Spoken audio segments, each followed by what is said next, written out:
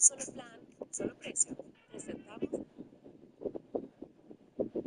Tantrums and fights can make kids a nightmare to deal with, but what happens when they actually turn out downright evil? You're gonna kill Seth Jackson. Let's take a look at 3 examples of murderous children, starting with Amber Wright, who decided The following footage revealing a 15-year-old mass killer has never been seen before. We discovered his dad on the couch. His face was really pale. He was stoned. Cold killer. 4 people have been murdered tonight. They're dead. You cannot lie to me. No. He's not answering. But Taylor, Officer Hendricks. Okay, it's not stolen yet. Okay, but the owner was found deceased. That's where we're at. This is Taylor Roggins. Just 2 hours ago, Taylor's teacher, 72-year-old William Dubois, was discovered brutally beaten, deceased, inside his home. Hey, are they homicide? Really? What's interesting is that days later, Taylor would be found driving her now dead teacher's car. You know why that's Bill's car? Because he's dead. I don't know. I don't pay attention to your movie. He's been beaten to death. You're driving the car. I don't know that you ain't got something to do with it. What seemed like a straightforward case turned out to be a complicated mess of neighborhood drama, secret affairs, and deadly conflicts. You always admit you're not going to pick me. That's something wrong. Oh, police on the other side. Who said if anybody did anything, it would be them? Could be a burglary. Could be somebody that he wronged, and they're coming back for vengeance. You're going to go part of this murder. This is not going to go away. This is not going to quit. You're going to keep having your little nightmares that you have, I hope you do for the rest of your life. On July 11th, 2019, officers in Fort Smith, Arkansas, received a call from a neighbor requesting a welfare check at the home of 72-year-old William Dubois Jr. The neighbor had grown increasingly worried when he heard an unusual noise coming from William's home a few days earlier and had seen no sign of him since. Officers were quickly dispatched to investigate further. Hello. Good. Yeah. This is Denton Stringer, the neighbor who called 911 to request a welfare check. You would soon prove to be more involved in this case than just being a neighbor. He's not answering. Not easy, but I was waiting at my bed the other night. Something fall. Sound like Does he have a car? Yeah, a car, but Where's his car? his car's been gone for 2 or 3 days. Well, maybe he's gone. He Okay. even told us. Okay. He even told us. Okay. You know what position his bedroom is at? Back that way. Okay. I'll come back and talk to you in just a second, okay? The officer believes William might just have left. That is, until she discovers a disturbing odor coming from inside the house. Fly 9 station. Can we have an operator meet me on 3, please? Due to the unusual situation, Officer Hendricks calls for a backup officer, who arrived quickly and would be briefed on the discoveries. I want this smell. He said 2 nights ago he heard a really loud boom. There's an odd smell when I open the door. No flies appear. We're around the corner. You only get it every now and then. When I say around the corner, that's when I really... Yeah, I'm getting it. Everything. Yeah, right here. I know that smell. That odor could have been coming from the trash can. Officer Hendricks was convinced it was coming from inside the house. The officers needed to get in. However, a strange odor alone was not enough to obtain a search warrant. So, Officer Hendricks decided to ask around the neighborhood. She would soon discover that Denton Stringer had done some suspicious things since William's disappearance. But before we get to that, situations like these can be Out here 6 days a week, 12 hours a day. Is this on single player mode? Every single day, it's a one-woman show. What's the one thing you hate doing for your business? Paperwork, forms, permits, all that back office stuff takes up so much of my time. So LLCs, booking permits, all that mess, you actually don't need to do that by yourself. Let me hook you up with Taylor Brands. They help you set up everything, the LLC, the licenses, and they even give you your own registered agent so you stay legal. And I can do this from my phone. Situations like these can be especially traumatizing for those working the case. That's also the case for people watching these videos, just like you at home. If you've ever felt that you need help with mental health, you should know that there are always people you can reach out to. That's why I'd like to thank BetterHelp, sponsor of today's video. I've partnered Switch Therapy. Go to Officer Hendricks didn't waste. Go to betterhelp.com/DrInsanity and get 10% off your first month of therapy. With that said, let's get back to the officers on the scene. Officer Hendricks didn't waste any time and decided to head to the store directly across from William's house to see if anyone had seen or heard anything. Yeah, it's hot. So, okay, so the neighbor over there says that man sometimes comes over and talks to y'all. So somebody saw him in his car. She just problems with days, but that's what he's not. The last time that I was it's not that number. Yeah, the next thing we're throwing next problems going on this is things that it's ultimately right. So you should watch our place. Okay. Yeah, the neighbor, there's a swap this number on her number and listen, call the place on the other side because we're out there fighting every next street in front of kids. So on this side. This. Okay. Yes. So I'm saying if anybody did that's not say that. But because it's just odd, they come over and these terms become feel like it's checkers. Yeah, that problem. Yeah, that's what he said. He said it's dogs, so it's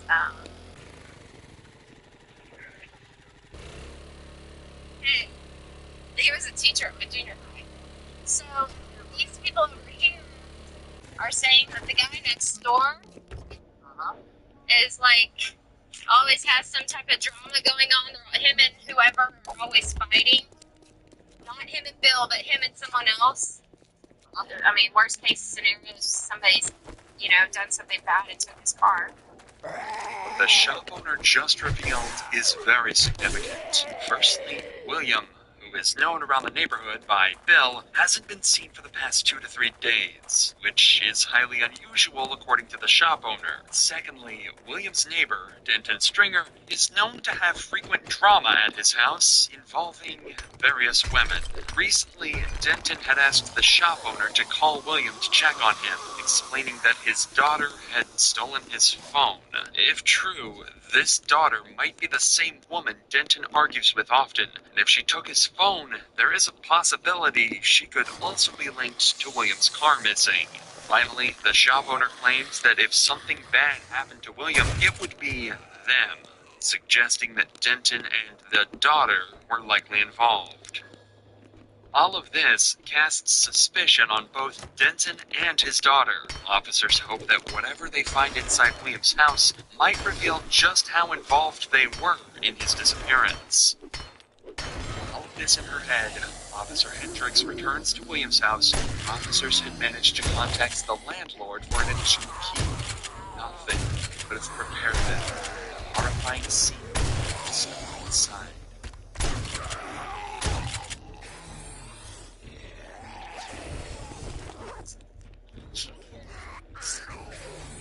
Really? No, it is. And there's no TV. As officers enter the house, they find William's lifeless body in the bathroom. It soon becomes clear that this was no natural passing. That splatter on the floor. That splatter on the floor. There's no. Oh, wow. Maybe the store was locked. There's no phone. The officers had discovered was nothing short of horrific, but the attacker had left a lot of clues, meaning police could piece together a story. For starters, the body had a strong, rotten smell, indicating that William had likely been dead for over 24 hours. Throughout the house, shelves and drawers had been left open, with numerous valuables missing. This initially led investigators to believe it was a robbery. However, this is where they discovered something very curious. The front door had been locked from the outside, and there were no signs of forced entry. Officers realized that a scenario like this couldn't be possible unless William's attacker somehow had a key to his house. In other words, whoever did this to William must have a closer connection to him than a random burglar. This made the shop owner's earlier comments even more interesting to police. They had mentioned that if anything happened to William, it would probably be Denton and his so-called daughter, both of whom were close enough to William to have been given a spare key. So with no better leads, Denton quickly became the main focus of the investigation. Police began to wonder if he was simply a concerned neighbor, or if he knew far more about William's death than he was letting on. I didn't even notice his TV's missing too. TV's missing. No wallet, no phone. Hi, this is Thompson. How can we help you today? Automatically route calls to your team and get detailed call summaries and recordings with closed business phone system. Hey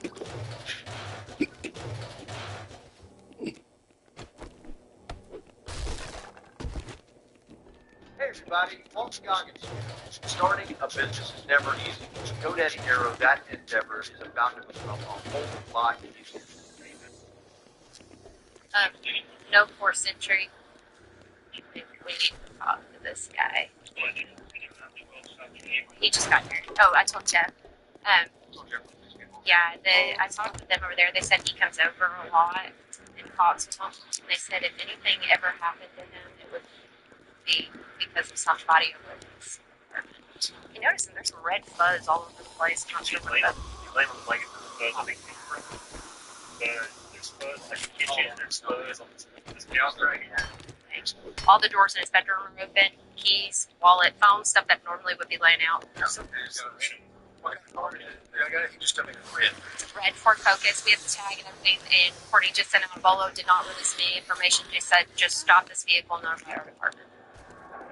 To find answers, the cops needed to locate that red Ford Focus, which was now on the radar of the entire Fort Smith Police Department. Whoever had possession of William's vehicle could undoubtedly help solve this case. But the officers had no idea where to start looking, until William's son arrived at the scene, providing them with a major breakthrough. That's his son. That's his son. It's important to ever get it out of this. Black box in the tractor. Yeah. Did you say where it went? Where the car's Mom does that with her cars.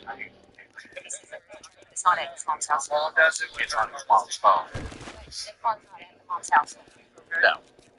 According to the son, William had a GPS tracking device installed in his car, and the car is actually owned by William's wife, Susan, who has access to a mobile app that could track his location. The cops now know this tracking device is their only key to crack the case wide open and catch the killer. So with this in mind, officers would quickly redirect their attention to Susan's home. Unfortunately, they'd also have the difficult task of informing Susan that her husband passed away. I need my Come look out, Cage. I can't. You got it. Talk to the officers.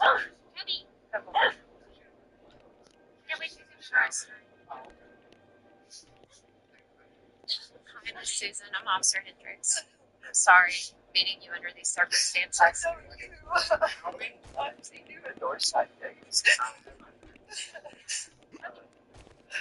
Now, during the you want to stand with me? Yeah. Okay. All right. It might be better on your legs. Yeah. It's just experience with Every death that there's just do a complete investigation from top to bottom because we don't want to leave any stone unturned. Does that make sense? We're retired there, so. Okay. But, and we're not saying this is a homicide. Okay? No, he had a heart condition, strokes. He could have fell on his head, but there's some blood there that we're concerned about. Does that make sense? Okay. Yeah, it's so strange, Saturday. You saw the big issue. He was that strange Saturday? Okay. Right now, it's important. Oh no! Yes. Yep. Where's your tractor? You have a tractor on it? Yes. Right here. Okay.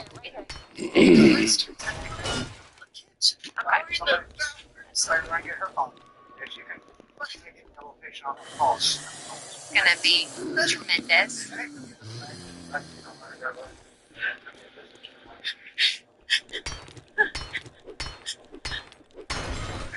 Morning, you get your next step record, you put the location. off Kelly Highway.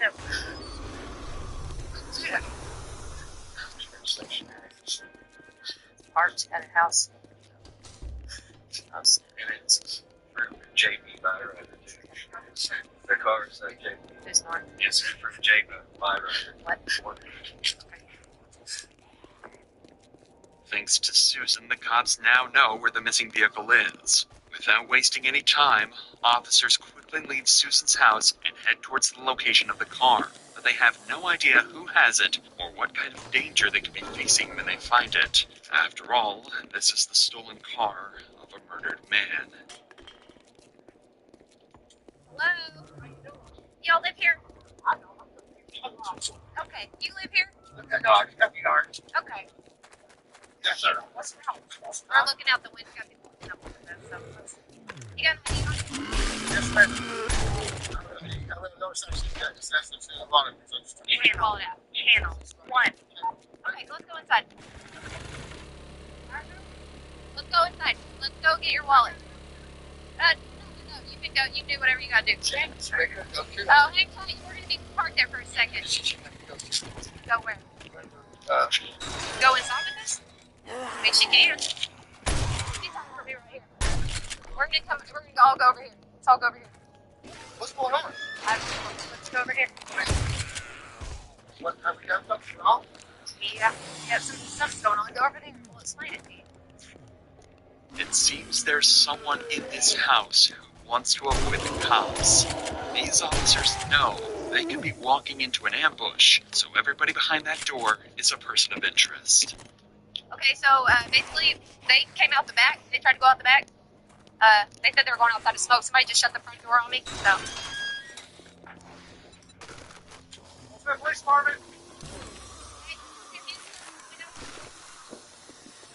Portsmouth Police Department. Go ahead, hold your No. Come on. It's okay. It's okay. Just come out on the side of the house. Who else is here? Investigation. We're going to explain that.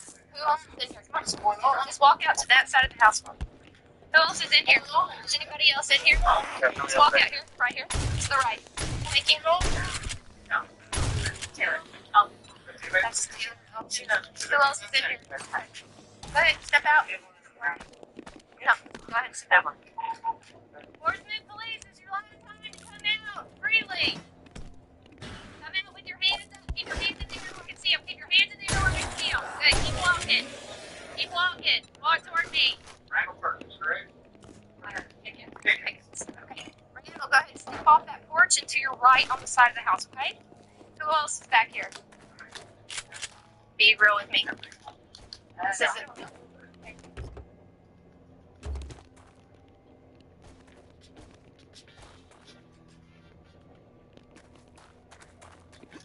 Be real with me. This isn't... Officers would go on to conduct a room-by-room sweep of the house and confirm it was empty before returning outside to face a different challenge. A handful of detained suspects with potential ties to Williams' missing car.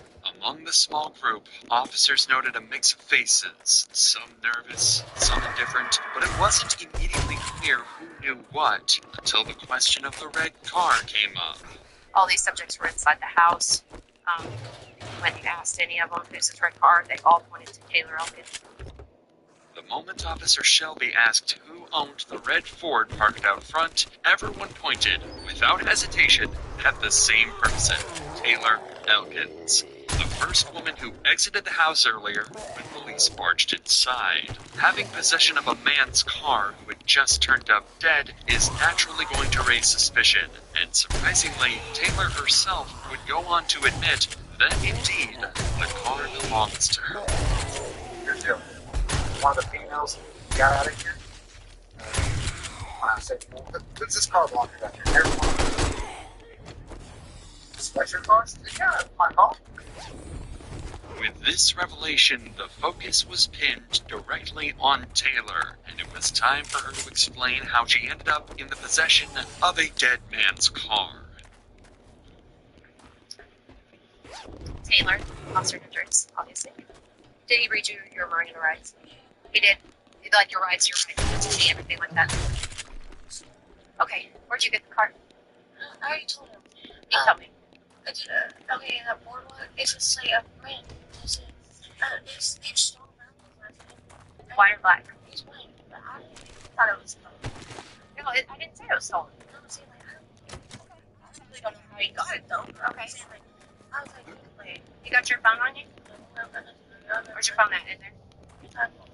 Come on, everybody got it. No. Thank you. I really didn't know my daughter had So you got it from Sean, the first entrance off of Albert Pike to 4201 Kincaid. Boardwalk. That's why, Give him any money for it? no, like, he likes like that. What's his friend?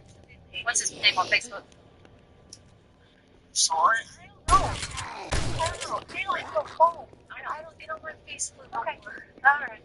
Despite Taylor's vague recollection of how she came in possession of William's car, officers managed to get a name from her. Sean, who is a friend of Taylor that she borrowed the car from, or at least that's what she claims. If her story is not a complete fabrication, then whoever Sean is could be the key to solving this case. However, it's at this time that officers realized they didn't know nearly enough about Taylor, her background, her relationships, and whether she might be tied to Denton Stringer, a neighbor who was already under suspicion. So over the next few minutes, we will follow these officers in real time as they connect the dots and discover critical information in one of the best detective works we have ever covered. Hey, I arrested her. Like 2 weeks ago. I think that's Elkins. Gail Shaw. Basically, white guy. Yeah. I think that's the baby daddy to her or something like that. Maybe. She's got 2 kids. Yes. Hey, check out. Come here. That's Taylor's grandparents' house. That's what I said. Because the address looks familiar. And then when I heard she was coming out here, I was like, I know this chick. Hey, are they homicide or so it's really? Where's she at? Taylor, she's back in Chevy. Hey, you know it's her grandparents' house, right? The South Greenwood address is her grandparents' house. Yeah, I swear to you. She's bonded out to that address out of Crawford County. She got like 10 felonies pending. I swear to you. It's a... The officer just made a crucial connection. Taylor's last known address, given to police during her previous arrest, was her grandparents' house, and the same duplex that William lived in. Shut up. Did you tell Sheldon? I said, I think that's... Yeah. 1800 South Greenwood. Hey, Sarge. Give me just... Her address. Huh? Her address. That's her. That's what's... That's her grandma's house. She's got like 10... 1800 South Greenwood is all in ISIS about it. She's bonded out there because I arrested her 2 weeks ago. Like, gapped her. Her address is... The 1800 South Greenwood. She's got domestic assault. The guy that called it.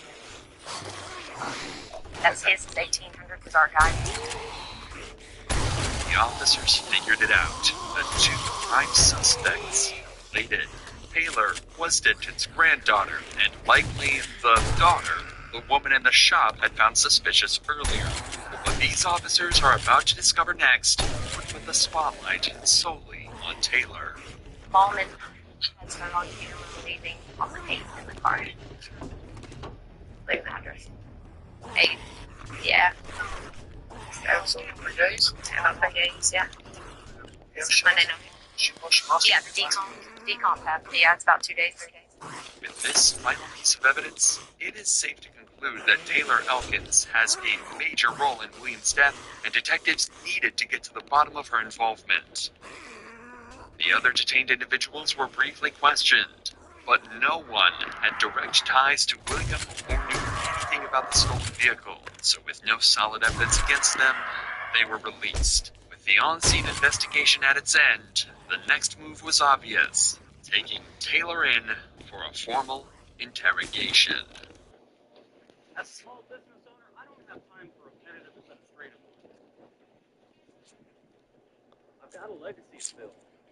And I need to see her automates everything. Interrogation. A few hours later, Taylor is placed inside an interrogation room and left by herself for the next 10 minutes, giving her enough time to come up with a plausible alibi to go with. What Taylor doesn't realize is that when the detective walks in, he has information that will completely disprove every excuse she has. Hello. How are you? Okay. Could have been better. All right, Taylor, so you know why you're down here, right? Yeah. Well, why are you down here? I was calling in regards to what I didn't have it in my, custody school loan. It wasn't in my property. I wasn't in the bar or something like that, but it was stolen. And everybody wanted to figure it at me. And I mean, I admitted to driving it, so yeah. And where did you get it from? This dude named Sean. Sean who? I don't know his last name. I don't know his last name. I say hey. He just got some, like, he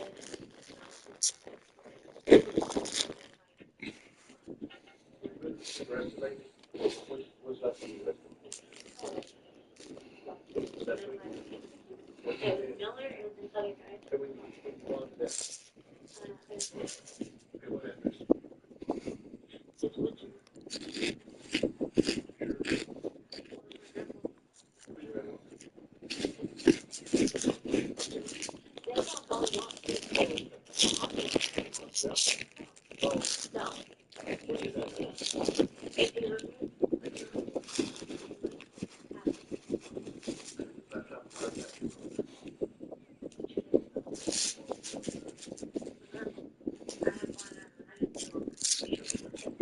In just a few minutes, this detective was able to make Taylor confirm most of the evidence connecting her to the crime. In her own words, Taylor admitted that Denton Stringer is indeed her grandfather. She had William's car for a few days, and most importantly, she was at Denton's house the same period when William was killed. But this detective was just getting started, and he's about to make Taylor dig her own grave. So what about the guy that lives right next door from you? You know him? yes. Who's that? His name's Bill. Bill what? Oh. I don't know his last name. Yeah. How was Bill? Oh. Was that chick Bill? I don't know what to do with that. So this car you've been riding around in, whose car is it? I don't know. You ever seen that car before? I've seen it. Where? There. Where? Oh. Where, Taylor? Where, Taylor? Here.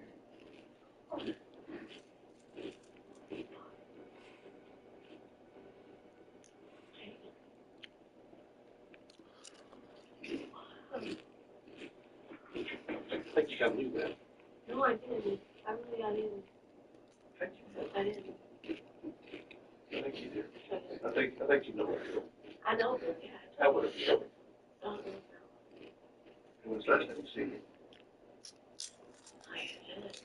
Like, he comes in, I don't know. I don't pay attention to him. He ain't nothing to me. Really? He ain't nothing to me. You have got all defensive all of a sudden. I'm just kind of Because curious. you all up in my face now. No, you got all defensive before I ever stood No, around. like, you're in my face. Like, You know, I want to make sure that we're understanding each other. Okay. I don't, like, I don't like, pay attention. I need to do my own thing. Okay.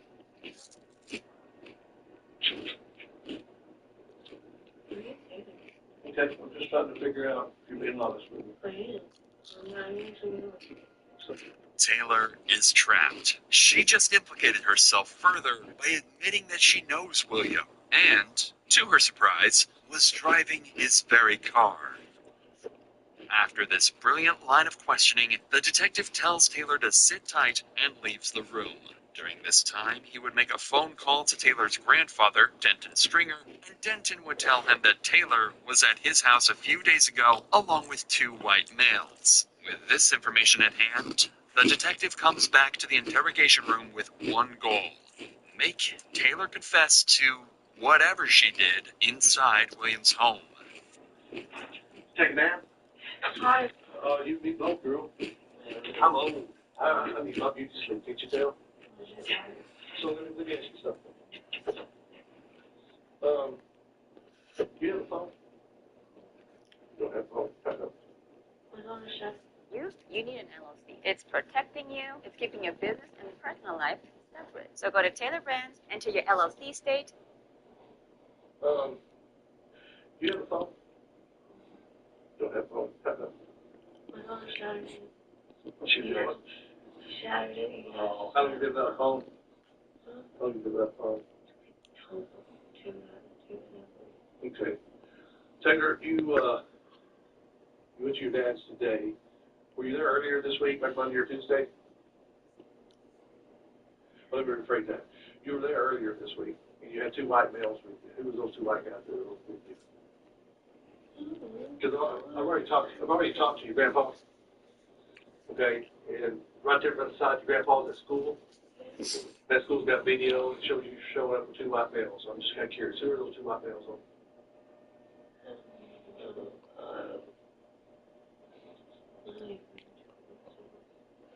You know? So, you don't believe that's Bill's car? If it is, that's just fucking amazing. Even when directly confronted with undeniable facts, Taylor continues to play dumb, even making a mockery of the entire situation. So, in order to make it clear to Taylor that this is a serious situation, the detective would reveal the true reason she's in the interrogation room. Because she is a murder suspect. You know why that's Bill's car? Because he's dead. The he's dead. You're driving the car from a man who's been beat to death. I don't know that you ain't got something to do with it. You want to play tough girl with me, and let me tell you, this is not going to work out for you.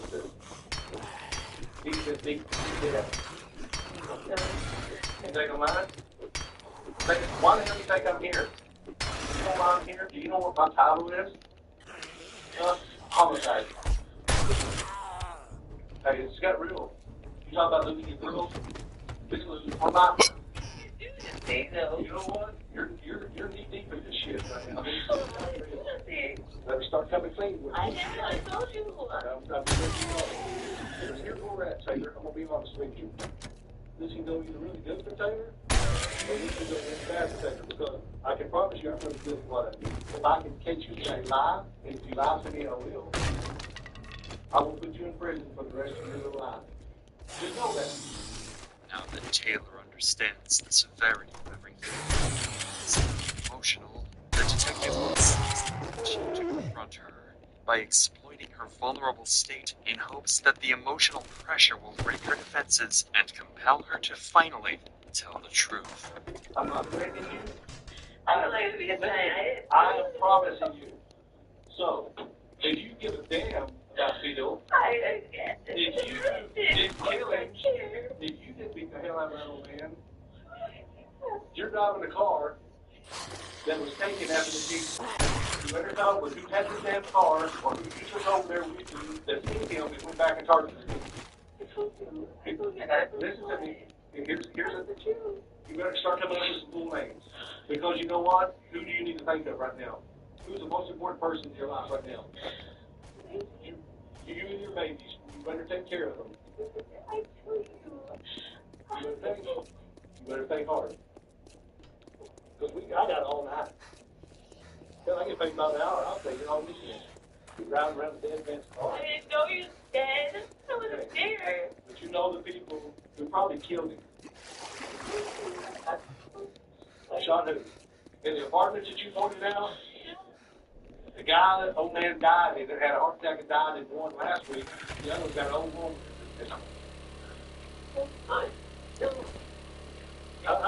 I'm giving you an opportunity right now. I'm telling you. Okay, tell me. I told you. I'm telling you. Like, bro. If you had to get Sean right now, where would you go get that? What apartment number? In the corner, 4, 5, 6, 7. It's either 5 or 6. Now it seems like Taylor has a story to prove her alibi. Taylor claims that William's car belongs to a man named Sean, who she borrowed the car from recently. If if what she's saying is true, then Sean could very well be the perpetrator of this evil crime. However, Taylor would also proceed to point more accusations towards Sean, telling the detective that he assaulted her, ruined her life, and took her kids away. This means that Taylor was likely involved in a relationship with Sean for a good amount of time. But what's strange about this entire story is that every time the detective asks Taylor for personal information about this Sean guy, she dodges the questions and refuses to give any information away.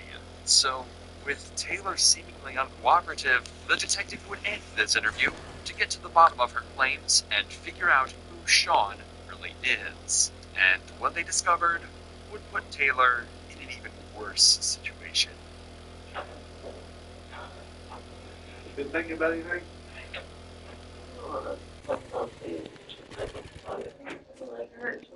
Have a little issue.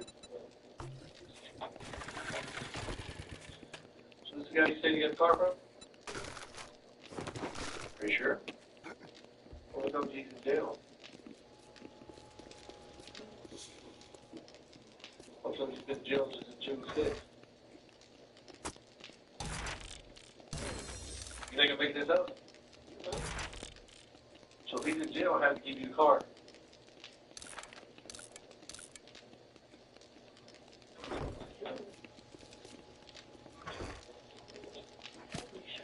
Better rethink this, Taylor. Nothing makes me feel good. No, yeah, I know. You think it's funny? Not that wasn't me. You better figure it out then, because you just lied.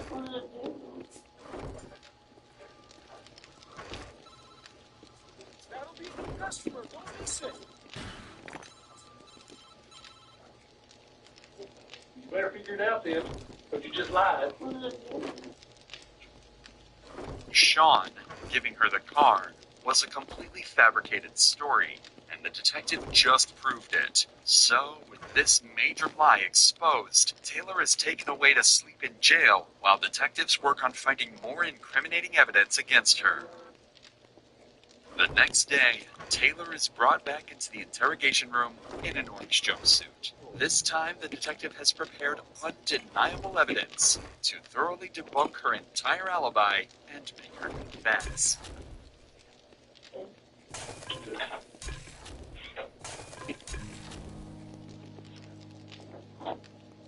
You know what happened to him?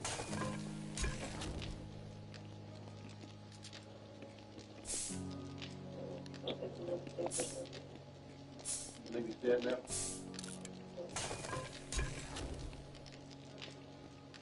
You just think this is all a joke?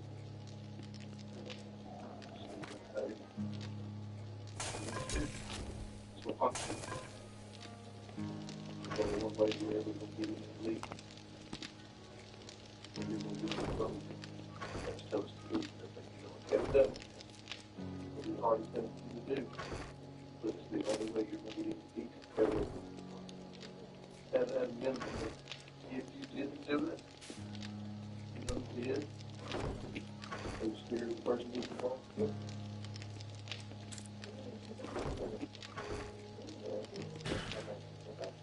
I'm not trying to girl. Again, I haven't got you face. I have threatened you. I'm thinking you know what's fixing to happen. I'm sorry? I don't believe liars. Okay? And you're a damn liar. Well, you need to be helping us. If you even cared about the old man that's been beaten to death and shot, you need to be helping us. You don't think you shot? You tell me? You just showed me the top. You're not seeing nothing. You see again, get that light. I want you to remember that picture every night of your life. Every night.